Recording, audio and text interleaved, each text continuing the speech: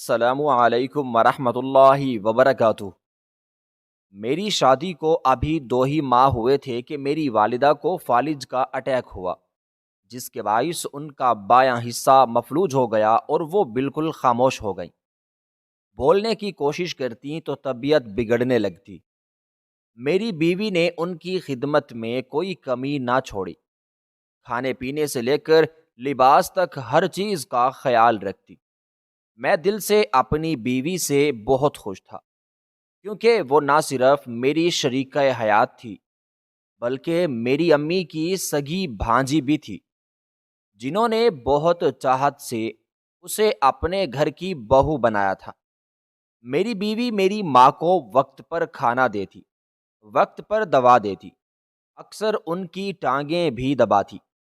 دل کو ایک عجیب سا سکون ملتا، جیسے ماں کی خدمت کا یہ صلہ مجھے اس دنیا کی سب سے نیک بخت عورت کی صورت میں مل گیا ہو۔ میں دل سے اپنی بیوی پر فخر کرتا تھا اور سمجھتا تھا کہ ماں نے جو اپنی بھانجی کو بہو بنا کر گھر میں لایا وہ کوئی عام فیصلہ نہیں تھا، یہ نصیب سے ملی ہوئی راحت تھی۔ جب میں ماں کی طرف سے بالکل مطمئن ہو گیا تو میں نے ان کی فکر کم کر دی اور اپنے آفس اور بزنس میں مکمل طور پر مصروف ہو گیا۔ میرے خواب بہت اونچے تھے۔ میں اپنے کاروبار کو پاکستان سے باہر دنیا کے نقشے پر پھیلانا چاہتا تھا۔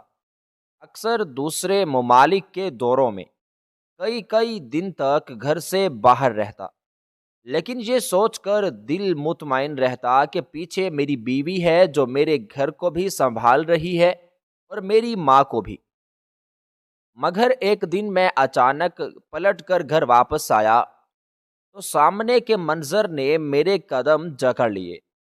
میری ماں بالکل خاموش بیٹھی تھی، لیکن ان کی آنکھوں میں ایک ایسا قرب تھا جو لفظوں سے باہر تھا، جیسے بردوں کا درد سمٹ کر پلکوں پر آ گیا ہو، جیسے وہ کچھ کہنا چاہتی ہو، کچھ چیخنا چاہتی ہو، مگر زبان قید ہو اور آواز گم۔ میں آگے بڑھا ہی تھا کہ میری بیوی سامنے آ گئی اور جلدی سے کہنے لگی، کچھ نہیں، بس آج ان کی طبیعت کچھ ٹھیک نہیں، آپ فکر نہ کریں۔ میری بیوی نے نرمی سے میرا ہاتھ تھاما اور مجھے اندر لے گئی، مگر اس لمحے میرے دل میں ایک چبھن سی اٹھی، ایک ایسا خیال جسے میں خود بھی جھٹکنا چاہتا تھا۔ میں نے کہا، شاید یہ میرا وہم ہے، شاید امی اپنی بیماری اور تنہائی سے تھک چکی ہیں۔ مگر وہ دن اور اس کے بعد ہر دن میری آنکھیں میری ماں کے چہرے سے ہٹنے کو تیار نہ تھیں۔ میں جب بھی آتا وہ خاموشی کے ساتھ مجھے دیکھتی اور ان کی آنکھوں کے گرد سوجن ہوتی، جیسے وہ ہر روز روتی ہوں، جیسے ان کی ہر نظر ایک سوال ہو، ایک شکایت ہو، ایک صدا ہو جو میری سماعت تک نہیں پہنچتی تھی۔ اب میرے دل میں وہی چبھن شدت اختیار کرنے لگی تھی جو کبھی ایک وہم ہوا کرتی تھی، اب وہی ایک یقین میں بدلنے لگی تھی۔ مجھے اپنی بیوی پر شک ہونے لگا تھا۔ میں جب بھی اپنی ماں کے پاس بیٹھتا تو وہ مجھے کچھ کہنے کی کوشش کرتی، ان کی آنکھوں میں ایک عجیب سی بے بسی ہوتی، جسے وہ لفظوں کے بغیر چیخ چیخ کر کچھ کہنا چاہتی ہو۔ ان کی نم آنکھیں مجھ سے ہزاروں شکوے کیا کرتی تھی، جنہیں میں دل سے محسوس کرتا تھا مگر کچھ سمجھ نہ پاتا تھا۔ ہر بار جب وہ کچھ کہنے کے قریب پہنچتی، میری بیوی کمرے میں آ جاتی اور بات کو یوں گول مگول کر دیتی کہ میں کسی گہرے سمندر کے کنارے آ کر واپس پلٹ جاتا۔ وہ کسی نہ کسی بہانے مجھے امی کے پاس زیادہ دیر بیٹھنے نہ دیتی، کبھی چائے کا کہہ کر، کبھی فون پکڑا کر مجھے اندر لے جاتی۔ اب مجھے شدت سے یہ احساس ہونے لگا تھا کہ کچھ نہ کچھ ایسا ضرور ہے جو میری ماں کہنا چاہتی ہیں مگر کہہ نہیں پا رہی، اور میری بیوی شعوری یا لاشعوری طور پر انہیں بولنے نہیں دیتی۔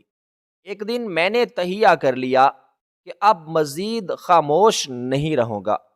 میں نے اپنے دل میں فیصلہ کیا کہ میں اپنی بیوی کو کچھ وقت کے لیے اس کے میکے بھیجوں گا تاکہ میں سکون سے ساری کی ساری صورتحال کا جائزہ لے سکوں۔ شام کو میں نے نرمی سے کہا کہ کافی دن ہو گئے تم اپنی ماں سے نہیں ملی، کیوں نہ کل تم ان سے ملاؤ۔ وہ ایک دم سے بولی، پیچھے سے امی اکیلی ہوں گی۔ میں نے ہلکی مسکراہٹ سے کہا، آج تمہاری امی کا فون آیا تھا، وہ کہہ رہی تھیں کہ تمہیں بہت یاد کر رہی ہیں، اور ویسے بھی کل میرے آفس میں کام کچھ کم ہے، میں تھوڑا وقت نکال لوں گا اور امی کو خود سنبھال لوں گا، تم فکر نہ کرو، میں تمہیں ٹیکسی کروا دیتا ہوں۔ یہ سنتے ہی اس کے چہرے پر ایک خوشی کی لہر دوڑ گئی، وہ فوراً سے سامان پیک کرنے لگی۔ صبح سویرے میں نے ٹیکسی بلوا دی اور اسے رخصت کیا۔ جب میں نے اپنی آنکھوں سے دیکھا کہ وہ ٹیکسی میں بیٹھ کر چلی گئی تو میں بھی دفتر جانے کے بہانے باہر نکلا، لیکن کچھ ہی دیر بعد واپس پلٹ آیا۔ میرے قدم تیز تھے، جیسے دل کہہ رہا ہو کہ اب سچ میرے سامنے ہوگا۔ میں دبے قدموں اندر گیا اور اپنی بیوی کے پاس جا بیٹھا۔ جیسے ہی میں نے ان کا ہاتھ تھاما، وہ میری طرف دیکھتے ہی زاروں قطار رونے لگیں۔ ان کا ضبط جیسے ٹوٹ گیا ہو، وہ مجھے اپنے سینے سے لگا کر اس طرح رو رہی تھیں جیسے برسوں کا غبار آج بہہ رہا ہو۔ میں گھبرا گیا۔ میں نے کہا، امی کیا ہوا، کیا بات ہے؟ مگر وہ کچھ کہنے کے قابل نہ تھیں۔ آواز ان کی قید تھی، زبان پر سکت نہ تھی۔ میں فوراً اندر سے ایک کاغذ اور قلم لے آیا اور ان کے سامنے رکھا۔ امی کے کانپتے ہاتھوں نے قلم تھاما اور دھیرے دھیرے کچھ لکھنے لگیں۔ ان کے ہاتھ لرز رہے تھے، مگر ان کے لفظ میرے دل کو چیر دینے والے تھے۔ جیسے ہی قلم رکا، میری ماں نے وہ کانپتا ہوا کاغذ میرے ہاتھ میں تھمایا۔ ان کی آنکھیں آنسوؤں سے بھر چکی تھیں اور وہ میری طرف یوں دیکھ رہی تھیں جیسے برسوں کی خاموشی کو کسی نے زبان دے دی ہو۔ میں نے کانپتے ہاتھوں سے وہ کاغذ لیا اور جو ہی میری نظر اس پر لکھے الفاظ پر پڑی تو میرا کلیجہ منہ کو آ گیا، جیسے کسی نے مٹھی میں لے کر میرا دل زور سے مسل دیا ہو۔ میری سانس کی ڈور جیسے رک گئی تھی۔ میرا نام قاسم ہے، میری عمر 32 سال ہے اور میں سہیوال کا رہائشی ہوں۔ میں ایک ایسے خاندان سے تعلق رکھتا ہوں جہاں خوشحالی اور عزت دونوں ہی وراثت میں ملی تھی۔ میرے والد ایک بہت بڑے بزنس مین تھے، شہر میں ان کا ایک خاص مقام تھا، ان کی بات کو وزن دیا جاتا تھا اور لوگ ان کی عزت کیا کرتے تھے۔ مگر قدرت کا قانون اٹل ہے، میرے والد کا اچانک سے انتقال ہو گیا۔ وہ دن میری زندگی کا ایک ایسا موڑ تھا جس نے مجھے اندر سے جھنجھوڑ کر رکھ دیا۔ اس غم نے مجھے توڑ کر رکھ دیا، لیکن اسی غم میں ایک نئی ذمہ داری نے جنم لیا۔ میں اپنے والدین کا اکلوتا بیٹا تھا۔ میری 2 بہنیں تھیں جن کا انتقال بچپن میں ہی کسی بیماری کے باعث ہو گیا تھا، اور ان کے بعد میرے والدین نے اپنی ساری محبت اور اپنی ساری توجہ مجھ پر ہی مرکوز کر دی تھی۔ ان کے چلے جانے کے بعد پورے کے پورے بزنس کی ذمہ داری میرے کندھوں پر آ گئی۔ میں نے اپنے دل پر پتھر رکھ کر، آنکھوں کے آنسو پونچھ کر، ایک مرد کامل بن کر اس کاروبار کو سنبھالا۔ دن رات محنت کی، سفروں کی تھکن جھیلی، نیند قربان کی، صرف اس لیے کہ میرے والد کا نام زندہ رہے، ان کی محنت ضائع نہ ہو۔ میری امی اور ابو آپس میں ہمیشہ لڑتے ہی رہتے تھے۔ ایک عجیب سی کشادگی، ایک مستقل تناؤ ہمارے گھر کی فضا پر چھایا رہتا۔ میرے والد جتنے باہر کے لوگوں کے لیے عزت دار اور معزز تھے، اندر سے اتنے ہی سخت دل اور سنگ دل مزاج کے مالک تھے۔ میری ماں کو وہ کبھی اہمیت نہیں دیتے تھے۔ ان کی باتوں کو کاٹنا، ان پر تانا زنی کرنا جیسے ان کی عادت بن چکی تھی۔ اکثر یوں ہوتا کہ وہ ماں کو میرے سامنے ہی مارنے لگتے اور میں چپ چاپ ایک کونے میں سہم کر سب کچھ دیکھا کرتا تھا۔ مجھے آج تک یہ بات سمجھ نہیں آئی کہ ہمارے گھر میں کون سی ایسی کمی تھی جو میرے والد کے چہرے پر ہمیشہ سختی اور غصہ لکھا ہوتا تھا۔ ہمارے پاس دنیا کی ہر آسائش موجود تھی، بڑا گھر، نوکر، گاڑیاں اور آرام دہ زندگی، لیکن اگر کچھ نہیں تھا تو وہ سکون تھا جس کے بغیر یہ سب کچھ بے معنی تھا۔ میرے والد معمولی باتوں پر بھڑک جاتے۔ اگر کھانے میں نمک تھوڑا کم ہوتا یا روٹی ایک لمحہ دیر سے پیش ہوتی تو وہ رات ماں کے لیے قیامت بن جاتی۔ دن کا آغاز بھی گالیوں اور چیخوں سے ہوتا اور رات بھی سسکیوں اور آنسوؤں سے۔ میری ماں خاموشی سے سب کچھ سہتی رہی، نہ جانے کب سے اور کیوں۔ ان حالات نے میرے اندر بھی ایک عجیب سی گھٹن، ایک عجیب سا خوف اور بے یقینی بھر دی تھی۔ میں چھوٹا تھا لیکن بہت کچھ سمجھنے لگا تھا۔ یہی وہ ماحول تھا جس نے مجھے عمر سے پہلے بڑا کر دیا۔ میرے دل میں باپ کا رعب تھا، مگر محبت شاید وہ کبھی پیدا ہی نہ ہوئی۔ بالکل جہاں آپ کی تحریر کی پروف ریڈنگ شدہ شکل پیش ہے، بغیر رموز اوقاف کے۔ میری دونوں بہنوں کا انتقال بھی ابا جان کی لاپرواہی کی وجہ سے ہی ہوا تھا۔ ایک دن وہ میری اماں کو مارے جا رہے تھے اور میری بہنیں پاس ہی کھیل رہی تھیں کہ ابا نے غصے میں آ کر کرسی اماں کی طرف پھینکی۔ اماں تو سائڈ پر ہٹ گئیں، مگر کرسی سیدھی جا کر میری بہنوں کے سر پر لگی۔ اس کے بعد وہ دونوں کبھی پوری طرح ٹھیک نہ ہو سکیں۔ تقریباً 1 سال مسلسل علاج کے بعد دونوں کا انتقال ہو گیا۔ میری والدہ ان کے جانے کے بعد بہت زیادہ افسردہ رہنے لگیں اور خود کو ان کی موت کا ذمہ دار سمجھتی رہیں۔ میں اکثر انہیں تسلی دیتا کہ امی، یہ آپ کی غلطی نہیں، یہ سب ابا کی وجہ سے ہوا ہے، مگر وہ مجھے چپ کروا دیتی تھی۔ میں اکثر حیران ہوتا تھا کہ اتنا سب کچھ سہنے کے باوجود بھی ایک عورت اتنا ضبط اور خاموش کیسے رہ سکتی ہے۔ میری والدہ ابا سے بہت ڈرتی تھی۔ یوں ہی وقت گزرتا گیا کہ ایک دن ابا گھر میں داخل ہوئے۔ ان کے گلوں میں پھولوں کا ہار تھا اور چہرے پر عجیب سی سرشاری تھی۔ میری والدہ نے حیرانی سے ان سے سوال کیا تو انہوں نے بنا کچھ کہے ایک زوردار تھپڑ ان کے چہرے پر دے مارا۔ میں بھاگ کر اپنی امی کے سامنے کھڑا ہو گیا تو ابا نے مجھے بھی دھکا دے کر پرے کر دیا۔ اسی لمحے ایک عورت گھر میں داخل ہوئی۔ اس کے ہاتھ میں بھی پھولوں کا ہار تھا اور اس نے سرخ رنگ کا جوڑا پہنا ہوا تھا۔ وہ میرے ابا کی دوسری بیوی تھی جسے وہ بیاہ کر لائے تھے۔ میری والدہ نے ابا سے کچھ پوچھنے کی کوشش کی تو ابا نے سخت لہجے میں کہا کہ تمہاری اتنی اوقات نہیں کہ مجھ سے سوال کرو، اور پھر وہ اپنی نئی بیوی کو لے کر اپنے کمرے میں چلے گئے۔ انہوں نے میری امی کا سامان کمرے سے اٹھا کر باہر پھینک دیا۔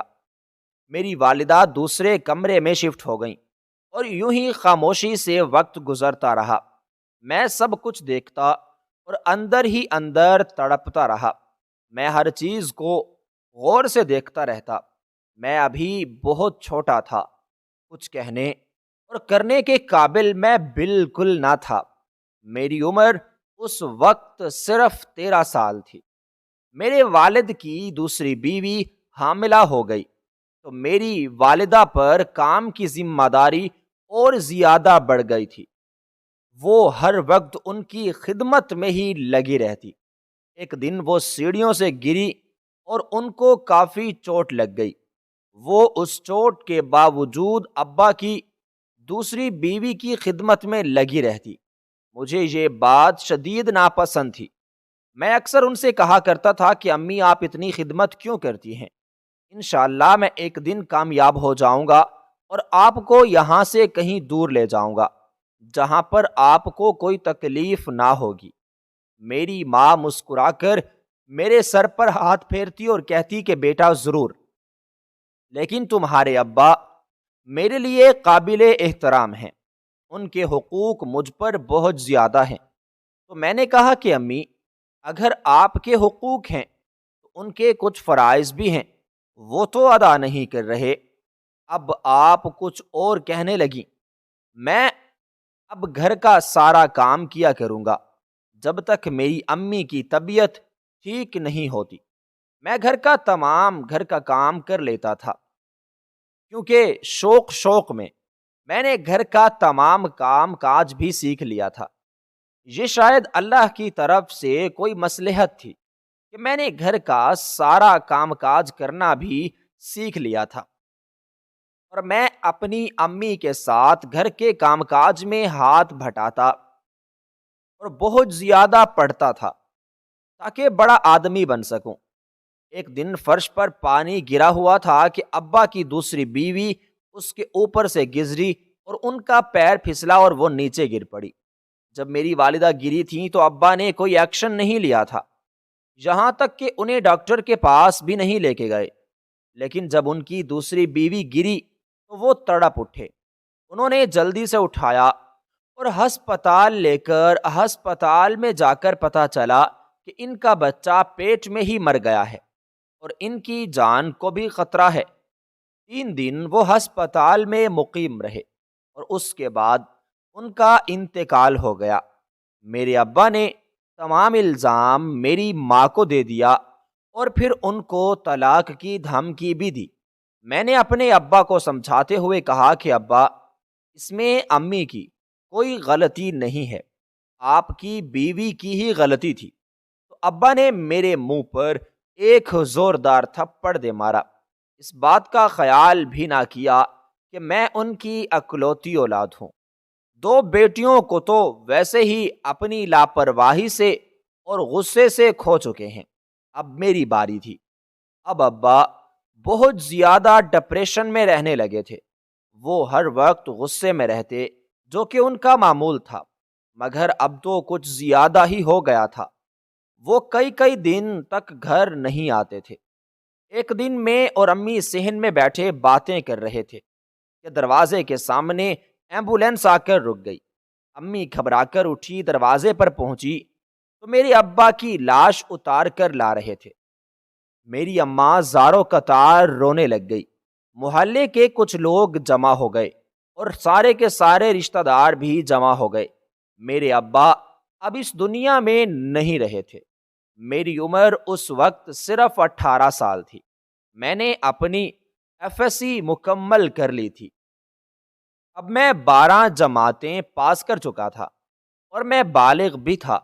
ابا کے کفن دفن کے بعد ان کی تمام تر ذمہ داری مجھ پر عہد آئی تھی۔ اب مجھے یہی سب کچھ سنبھالنا تھا۔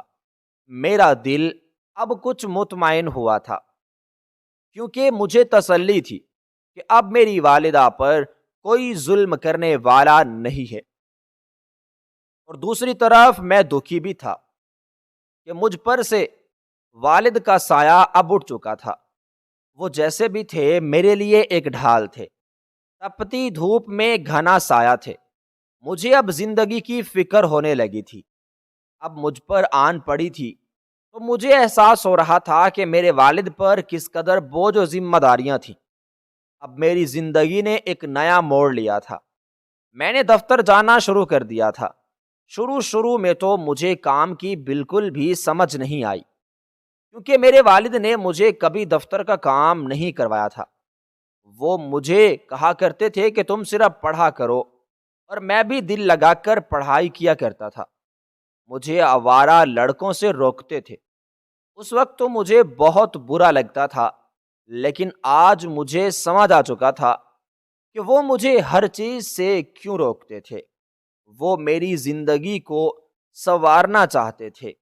وہ میرے حقیقی دوست تھے جنہیں میں نے ہمیشہ سے اپنا دشمن سمجھا تھا۔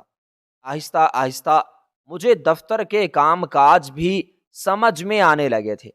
ان کا سارے کا سارا سٹاف بہت اچھا تھا، وہ مجھے بہت عزت دیتے تھے۔ جب میں گھر آتا تو میری والدہ بہت خوش باش رہتی تھی۔ وہ ایک پرمہذب اور انتہائی خوبصورت عورت تھی۔ میں نے اتنی خوبصورت عورت آج تک نہیں دیکھی تھی جتنی میری والدہ تھی، لیکن پھر بھی میرے والد نے کبھی ان کی قدر نہیں کی۔ وہ اس لیے کیونکہ وہ ایک غریب خاندان سے تعلق رکھتی تھی۔ میرے ابا نے ان کو پہلی نظر میں ہی پسند کر لیا تھا، لیکن شادی کے کچھ عرصے بعد انہیں ان سے کوفت ہونے لگی تھی۔ وہ میری اماں سے نفرت کرنے لگے تھے، وہ انہیں اکثر پیٹ دیا کرتے تھے۔ لیکن اب میری والدہ آزاد تھی، وہ ہمیشہ میرے والد کے لیے دعا کرتی تھی۔ اب وہ عبادت میں اپنا سارا وقت گزارتی تھی، اچھے اچھے کھانے پکاتی اور اپنی دوستوں سے بھی ملنے کے لیے چلی جاتی تھی۔ مجھے اس بات کی بہت بڑی خوشی تھی کہ میری والدہ کو زندگی کے کسی حصے میں تو خوشیاں ملیں، لیکن یہ میری خوش فہمی تھی کیونکہ ان کی زندگی اب مزید تلخ ہونے لگی تھی۔ جب انہوں نے مجھ سے اس دن اپنی بھانجی کے رشتے کے بارے میں پوچھا تھا، میری والدہ محترمہ کی 4 بہنیں تھیں، چاروں کے ہی بیٹے تھے، بس بڑی خالہ جان کی ایک بیٹی تھی جو کہ بہت لاڈلی بھی تھی ان کی اور بہت خوبصورت بھی تھی۔ مجھے بھی وہ اچھی لگتی تھی، لیکن میں نے شادی کے بارے میں کبھی نہیں سوچا تھا۔ میری والدہ کی خواہش تھی کہ وہ اپنی بہن کی بیٹی کو بیاہ کر لائے۔ میں نے اپنی والدہ کی خواہش کا احترام کرتے ہوئے ہاں کر دی تھی۔ جب میری منگنی ہوئی تو میری والدہ نے پورے گھر کو سجایا تھا۔ وہ اس قدر خوش تھی کیونکہ وہ اپنی لاڈلی بھانجی اپنے گھر بیاہ کر لا رہی تھی۔ ہم بھی سب بہت خوش تھے اور بہت مطمئن تھے۔ مجھے بھی ایک خوبصورت اور باکردار لڑکی مل رہی تھی، اور ایسے بھی میں نے کبھی کسی لڑکی کو ایسی نظر سے نہیں دیکھا تھا، اور نہ ہی مجھے کبھی کوئی پسند آئی۔ اس لیے میں نے اپنی والدہ کی خواہش کا احترام کیا تھا۔ منگنی کے بعد مجھے 2 سال کے لیے دوسرے ملک میں جانا پڑا اپنے کاروبار کو بڑھانے کے لیے، تو میں وہاں پر چلا گیا۔ میں نے وہاں پر اپنی تعلیم بھی جاری رکھی اور ساتھ ہی ساتھ اپنے بزنس کو بھی بڑھاتا رہا۔ میرا بزنس پوری دنیا میں پھیل چکا تھا۔ اب میری عمر 25 سال ہو چکی تھی۔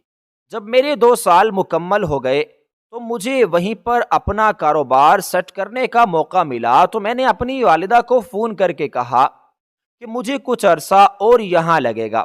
اس کاروبار کو سیٹ کرتے کرتے مجھے 3 سال اور لگ گئے اور میری عمر 28 سال ہو گئی۔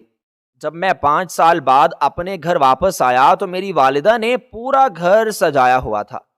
میں بے تحاشا خوش تھا۔ میری والدہ نے فوراً سے ہی کہا کہ اب تمہیں شادی بھی کر لینی چاہیے۔ میں بھی راضی ہو گیا۔ میں نے بھی اپنی شادی کے ہزاروں خواب سجائے ہوئے تھے۔ میں باہر سے اپنی منگیتر کے لیے بہت سارے تحائف بھی اور بہت ساری چیزیں بھی لے کر آیا تھا۔ مجھے بھی اس کا بہت شوق تھا اور میں اس کی خوبصورتی، گھر، سب کچھ قربان کر دینے والا تھا۔ جب میں اس کے گھر اس کو تحائف دینے گیا تو وہ بے تحاشا خوش ہوئی اور شرما کر اندر چلی گئی۔ اس کی اس ادا پر ہی میں مر مٹا تھا۔ میں گھر واپس آیا اور کہا، امی یہ ٹھیک ہے، آپ خالہ سے بات کریں اور جتنی جلدی ممکن ہو سکتا ہے میری شادی کریں۔ اب آپ بھی اکیلی رہتی ہیں تو آپ کو بھی ایک دوست مل جائے گی، آپ کا اپنا خون ہے تو وہ آپ کا خیال بھی رکھے گی۔ میں اپنی والدہ کو اپنی دلائل سے قائل کیا۔ وہ تو پہلے ہی بہت خوش اور رضامند تھیں کہ وہ جنگ جلد میری شادی کر لیں۔ میری والدہ دوسرے ہی دن میری تاریخ پکی کر کے آئیں۔ میری والدہ نے پورے محلے میں مٹھائی بانٹی کہ تمام رشتہ داروں کے گھر تحائف اور مٹھائی بھیجی تھی۔ ہم پر اللہ کی خاص رحمت تھی، اللہ نے بہت مال و دولت دے رکھا تھا، ہم اللہ کی راہ پر خرچ بھی بہت زیادہ کیا کرتے تھے۔ میری والدہ بہت نیک اور پرہیزگار خاتون تھیں، اور وہ اللہ رب العزت سے ڈرتی بھی بہت تھی۔ صدقہ و خیرات میں وہ ہمیشہ پیش پیش رہا کرتی تھی، اور انہوں نے مجھے بھی ہمیشہ یہی سکھایا تھا۔ آہستہ آہستہ شادی کی تیاریاں عروج پر تھیں، گھر پر مہمان آ کر رہنے لگے، شادی کا مکمل ماحول بن چکا تھا۔ آخرکار 10 دن کے بعد وہ دن آ پہنچا جس کا میں نے شدت سے انتظار کیا تھا۔ میں نے اس کے ساتھ شیروانی پہنی تھی۔ ہم لوگ تقریباً 10 بجے بارات لے کر خالہ کے گھر پہنچ چکے تھے۔ ہال میں انتہائی خوبصورت گلابی لباس میں ملبوس ایک لڑکی بیٹھی تھی جس کا نام نور العین تھا، جو کہ میری خالہ کی بیٹی تھی۔ میری نظریں اس پر ہی جم گئی تھیں، وہ انتہائی خوبصورت تھی۔ نکاح کی رسم ہوئی اور اس کے بعد رخصتی لے کر ہم اپنے گھر آ گئے تھے۔ وہ بھی بہت خوش تھی کیونکہ وہ بیاہ کر اتنے بڑے گھر میں آئی تھی، اب وہی اس گھر کی مالکن تھی۔ میں نے اسے سمجھایا کہ میرے سب کچھ تمہارے لیے ہے، لیکن اس کے بدلے میں مجھے تم سے بس ایک چیز چاہیے، وہ ہے میری ماں کی خدمت اور حفاظت۔ جب اس نے میری یہ بات سنی تو اس نے شرم سے سر جھکا لیا اور مثبت میں اپنا سر ہلا دیا، اور اس بات کا ثبوت بھی اس نے دوسرے ہی دن مجھے دے دیا تھا۔ وہ میری ماں کی بہت زیادہ خدمت کرنے لگی تھی، ہر وقت ان کا کام کرنے میں لگی رہتی تھی، اور میری والدہ محترمہ بھی اس کے آنے کے بعد مزید خوش رہنے لگی تھی۔ شادی کو ابھی 2 مہینے ہی گزرے تھے کہ میری والدہ کو فالج کا اٹیک ہوا۔ ان کا بایاں حصہ مفلوج ہو گیا، وہ بول بھی نہیں سکتی تھیں۔ پہلے تو میری والدہ کام کر دیا کرتی تھی، لیکن اب نور پر ذمہ داری بہت زیادہ بڑھ گئی تھی۔ میری امی کی طبیعت بھی کچھ ٹھیک نہیں رہتی تھی، وہ ان کی خدمت بھی کرتی اور انہوں نے سارا گھر بھی سنبھالا ہوا تھا۔ میری امی کام کاج کر لیا کرتی تھی، لیکن اب وہ بالکل ہی بیٹھ گئی تھی۔ میں بھی ان کی صحت کی وجہ سے بے حد پریشان رہتا تھا۔ میں اکثر ان کے ساتھ ہی رہا کرتا تھا، اور میں یہ بات نوٹس کرتا رہتا تھا کہ نور میری والدہ محترمہ کا کس طرح سے خیال رکھتی ہے۔ وہ میری والدہ کا بہت زیادہ خیال رکھتی کہ شاید اتنا کوئی بیٹی بھی نہ رکھ سکتی تھی۔ وہ وقت پر انہیں کھانا دیتی، اچھے کپڑے پہننے کو دیتی، اور ان کی دوائی بھی دینے میں کبھی بھی وہ تاخیر نہیں کرتی تھی۔ گھر کو بھی اس نے بہت خوبصورت طریقے سے سجا کر رکھا ہوا تھا، ہر وقت صاف ستھرے اور مزے مزے کے کھانے بھی بنا کے کھلاتی تھی۔ جب مجھے یقین ہو گیا کہ اب نور میری والدہ کے ساتھ بہت اچھا سلوک کرے گی، شادی کو 3 ماہ گزر چکے تھے، تو میں نے اب واپس اپنے بزنس پر دھیان دینا شروع کر دیا۔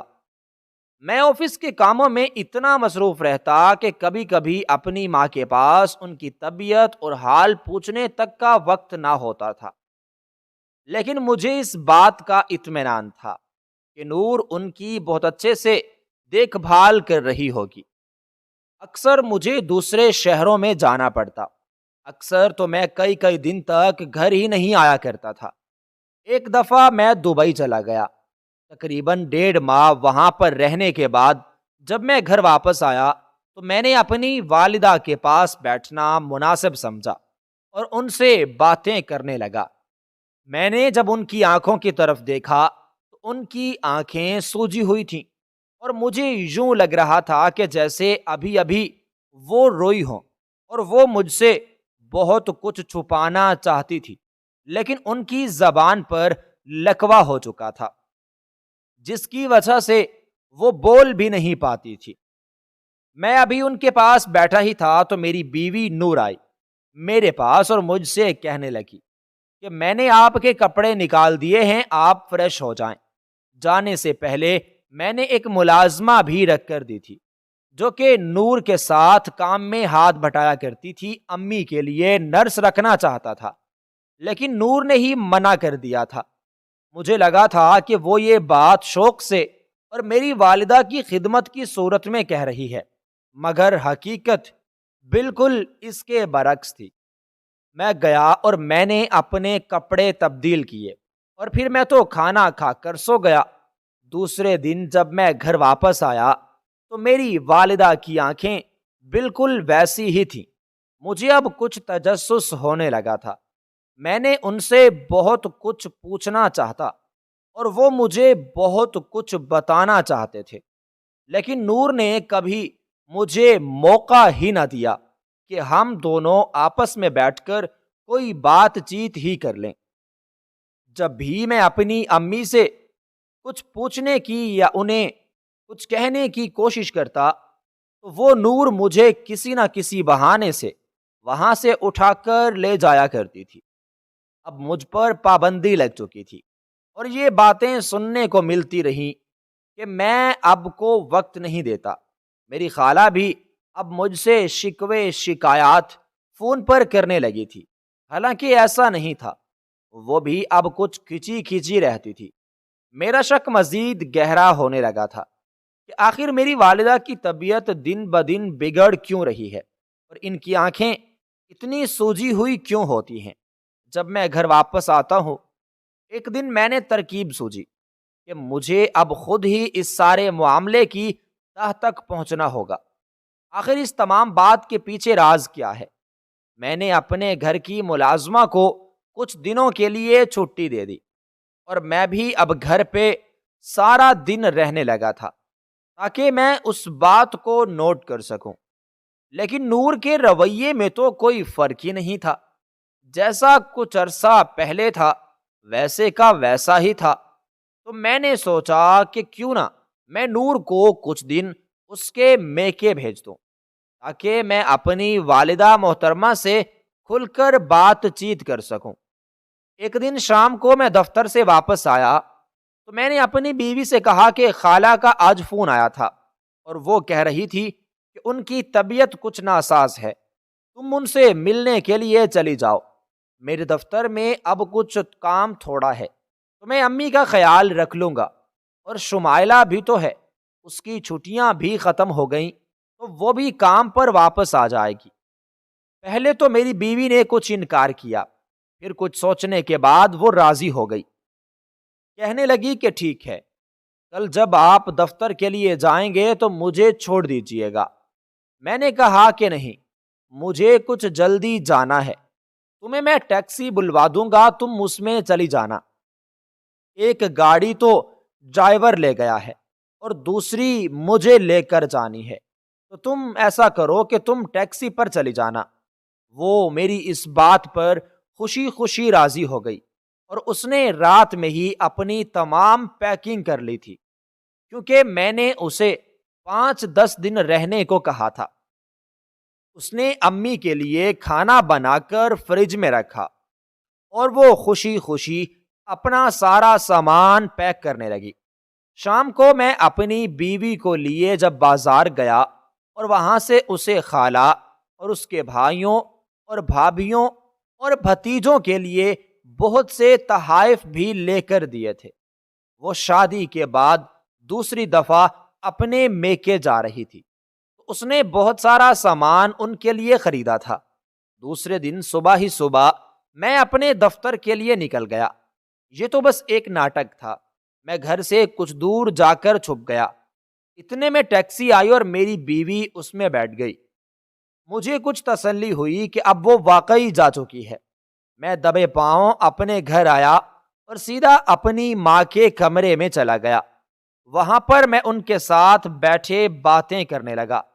جب میں نے ان سے پوچھا کہ امی، آپ کی آنکھیں سوجی ہوئی کیوں ہوتی ہیں، تو انہوں نے مسلسل زاروں قطار رونا شروع کر دیا اور وہ میرے گلے لگ کر بہت زیادہ روئیں، جیسے وہ مجھ سے بہت کچھ کہنا چاہتی تھی۔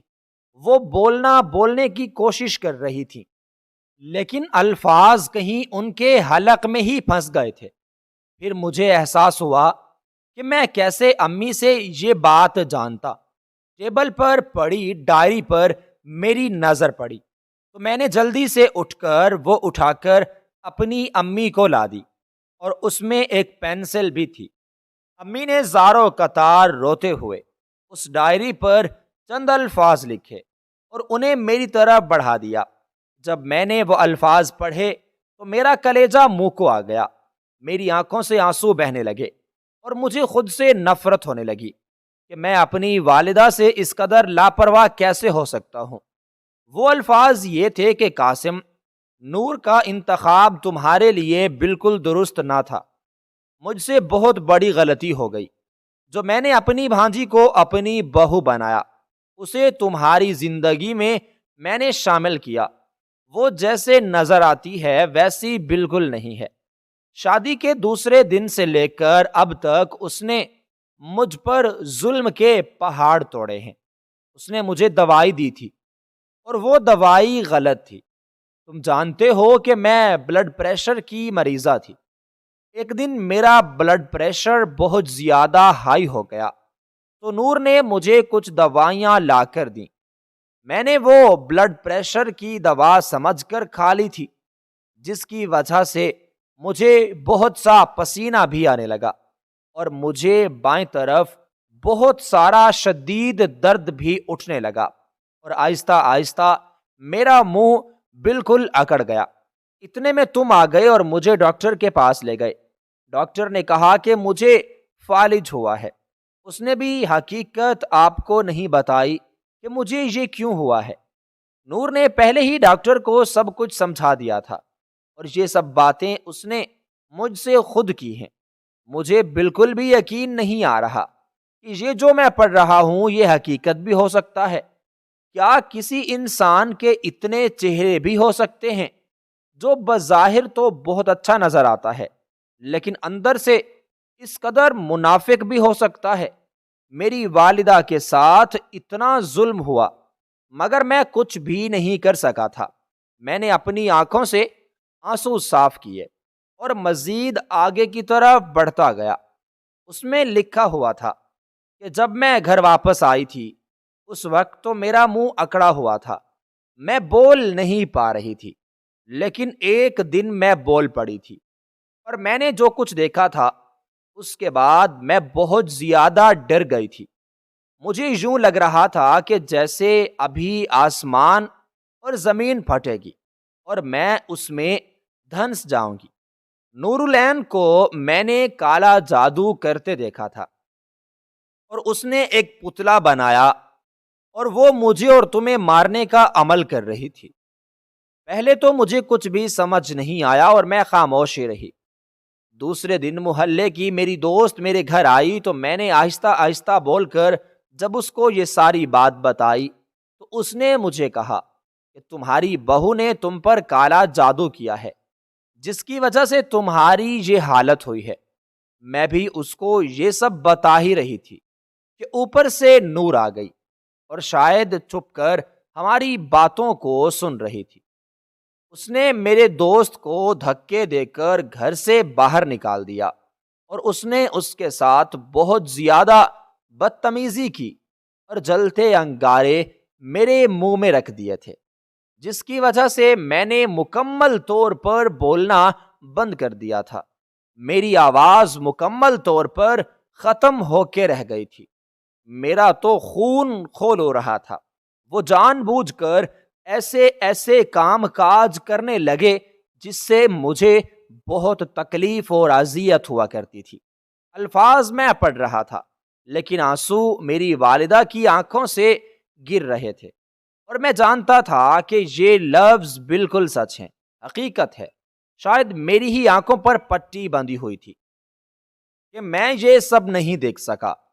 میں نے اپنی والدہ کو نور کے حوالے کر کے بہت بڑی غلطی کر دی تھی۔ وہ تمام بات پڑھنے کے بعد میں نے اپنی والدہ کو سینے سے لگا لیا اور کہا کہ اب ایسا کچھ بھی نہیں ہوگا، آپ بس بے فکر ہو جائیں، اور میں نے آپ پر کیے گئے تمام ظلم کا بدلہ ضرور لوں گا۔ اتنے میں شمائلہ جو میں نے کام کے لیے رکھی تھی وہ بھی گھر میں داخل ہو گئی۔ جب وہ گھر میں داخل ہوئی تو میں نے اسے گھیر لیا اور اس سے تمام باتوں کی حقیقت پوچھی، تو اس نے بھی وہی الفاظ دہرائے جو میری والدہ نے اس کاغذ پر لکھے تھے۔ اب مجھے بالکل پکا یقین ہو گیا تھا کہ دو لوگ تو جھوٹ بالکل نہیں بول سکتے۔ اب مجھے نور کو رنگے ہاتھوں پکڑنا تھا۔ میں نے شمائلہ سے کہا کہ امی کو تم کھانا لا دو۔ میں نے اپنی والدہ کے ساتھ بیٹھ کر خود بھی کھانا کھایا اور ان کو بھی کھلایا۔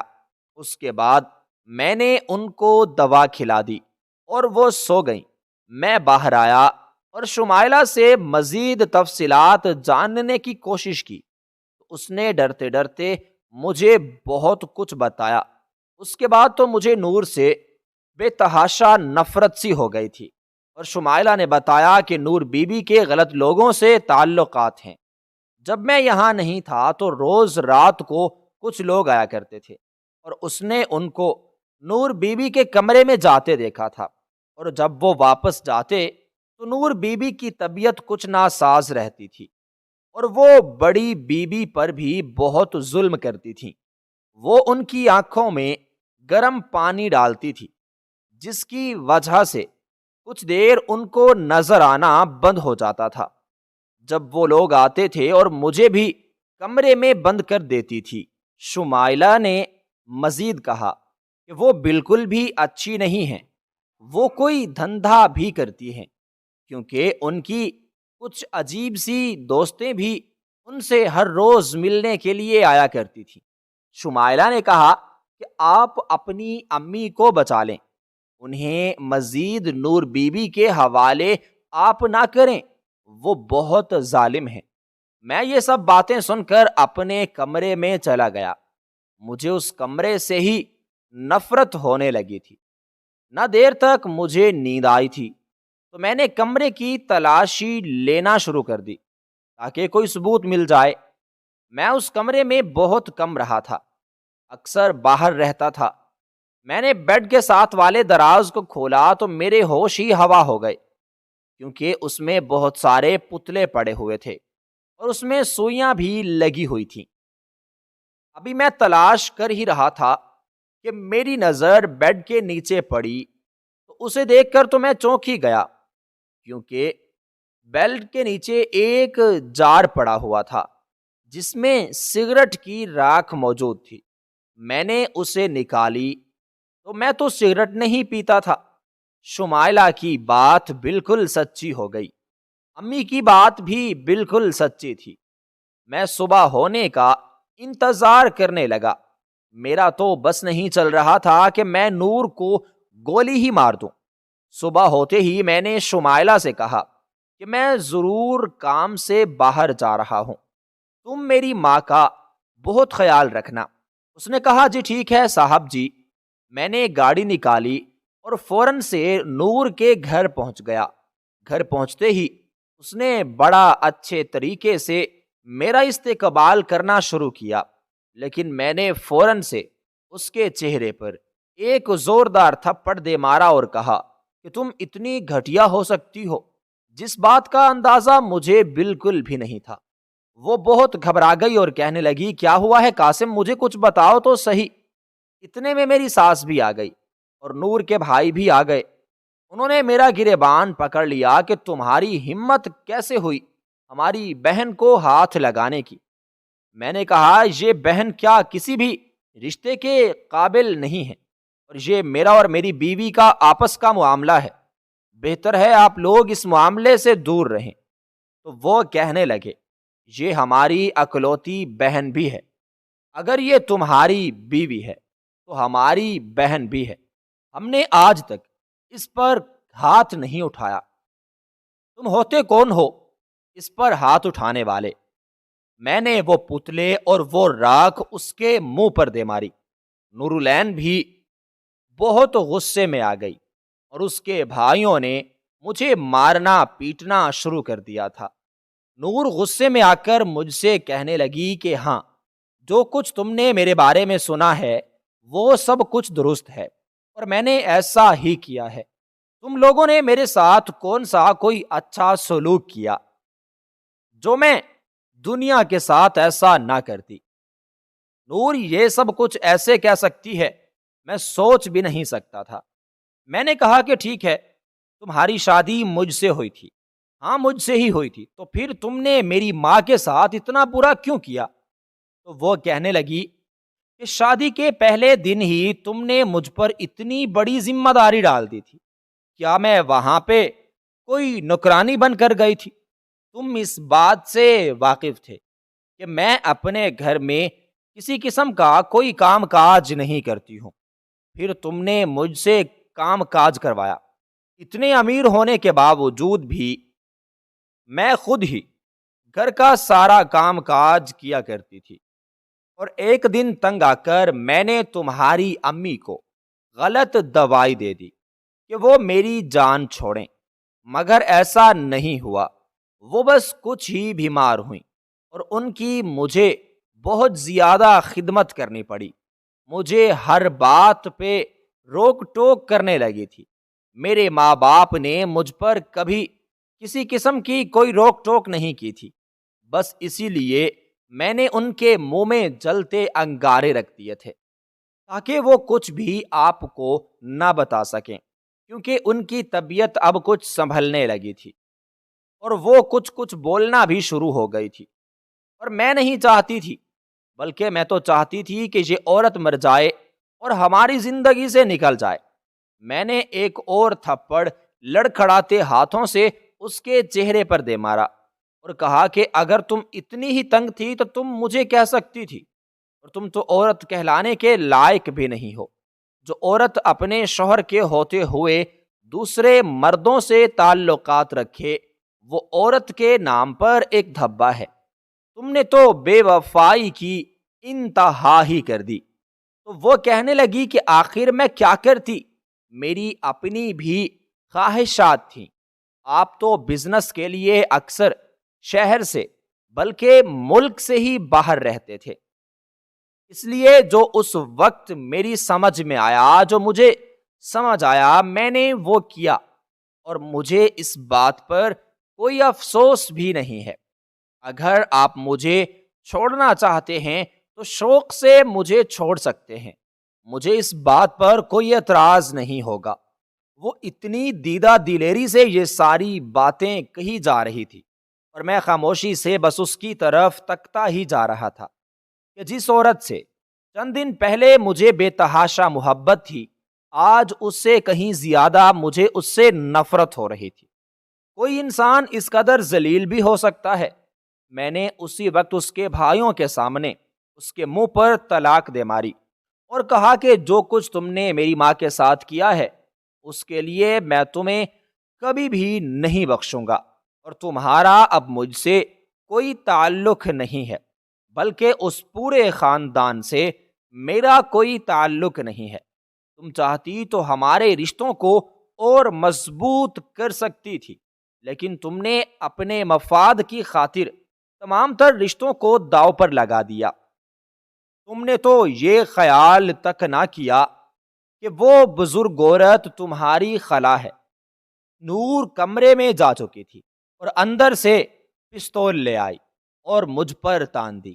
اس نے کہا، میں تمہیں بھی اب اس دنیا میں زندہ نہیں رہنے دوں گی۔ کہ اتنے میں اس کے بھائی نے آگے بڑھ کر اس کے منہ پر تھپڑ دے مارا اور کہا کہ ہمیں اس بات کا کوئی علم نہیں تھا کہ تم اس قدر ذلیل بھی ہو سکتی ہو۔ اب تمہارا اس گھر میں بھی کوئی جگہ نہیں ہے۔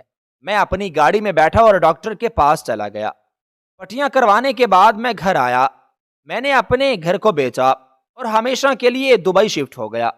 وہاں پر میں نے دوسری شادی کر لی تھی۔ میری دوسری بیوی بہت اچھی تھی اور میری والدہ کا خیال بھی رکھتی تھی۔ میں نے شادی کے 1 سال بعد میری والدہ اس دنیا سے رخصت ہو گئیں۔ ان کا غم آج بھی میرے دل میں موجود ہے، اور ایک کھسک ہے جو نور نے میری والدہ کے ساتھ کی اور میں کچھ بھی نہ کر سکا۔ اب اللہ نے مجھے اولاد کی نعمت سے بھی نوازا ہے اور میں نے ان کی بہت اچھی تربیت بھی کی تھی۔ اس کے بعد میں نے کبھی بھی پلٹ کر ان میں سے کسی کی بھی خبر نہ لی کہ نور اور اس کی فیملی کا کیا بنا۔